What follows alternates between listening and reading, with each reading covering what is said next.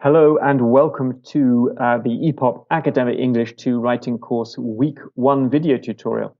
So this week is a little bit different from the other weeks in the course in that instead of using the textbook, you will be using a separate worksheet assignment that is available in the FIBA e-learning platform. So to get to that assignment, you need to first of all launch the Academic English 2 page, scroll down to Week 1, and then find here the Introduction to Academic Writing page. Open that page and then you'll see here a PDF. And so if you launch that PDF, you will see this assignment here.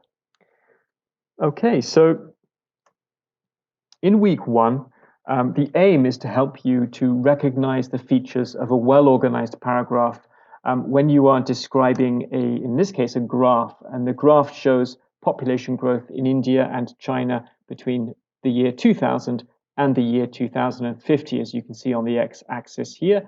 And here on the y-axis, we have the total population in billions from 1 billion to 1.7. And you can see here, this is the India population curve and the China population curve there. And then down below, we have an example paragraph. And this is the paragraph that we'll be using in our analysis for this assignment. So when you're analyzing the paragraph, you'll need to answer the following 8 questions that you can see on the screen here. So if you haven't yet completed the assignment, please stop the video here and go and complete the assignment and then come back because there are some answers provided in this video and it's better that you have the opportunity to reach your own conclusions and do your own thinking before you watch the rest of the video. For those of you who have completed the assignment, we can now continue. So the first question that you are asked to think about is why would you identify this as a paragraph and not an essay? So hopefully you were thinking about length and number of topics and structure. So of course, an essay is much longer than a paragraph and in fact contains multiple paragraphs, whereas a paragraph is a single block of text, as you can see here. And a paragraph will generally focus on a single topic, whereas an essay will look at multiple topics. So those are the primary differences, and hopefully you reached the same conclusions in your analysis. Okay, so the next group of questions, we're going to put 2 together, focus on the introduction sentence and the main points. So in the introduction sentence, you want to frame the topic of the paragraph. So here you can see that the introduction sentence does exactly that.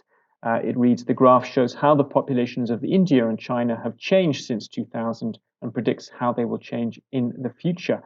So this is exactly what the graph itself is showing. So you'll notice that there's slightly different vocabulary. Here the sentence uses change, here it's growth. That's just an opportunity for the writer to showcase their vocabulary. Okay, so in terms of the main points, there are the main points here, 3 main points. These 2 I would class as together, really.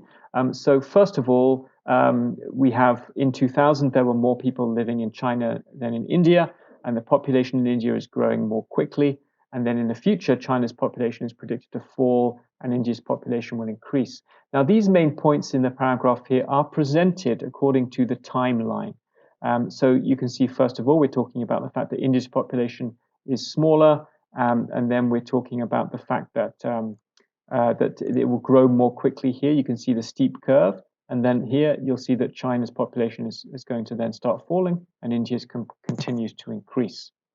Okay, so moving to the next group of questions, we're going to look at the reasons supporting the opinion, the transition words that introduce the reasons, and the example given for each reason.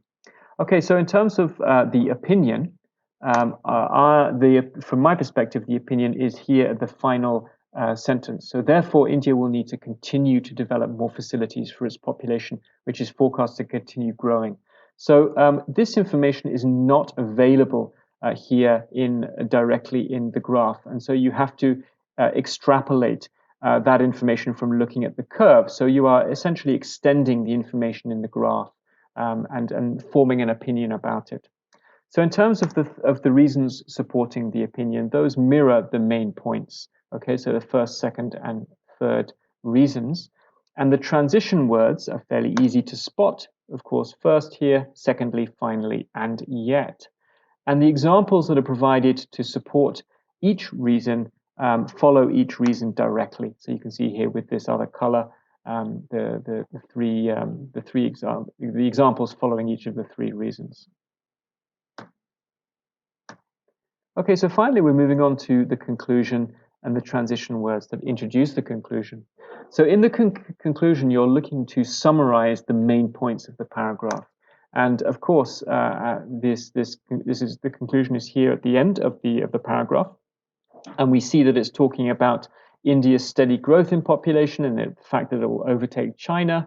On the other hand, China's population will peak in 2030 and then begin to fall. And then, of course, this extending sentence that we spoke about earlier. And in terms of the transition words, in conclusion, on the other hand, and therefore, that help guide you through the paragraph.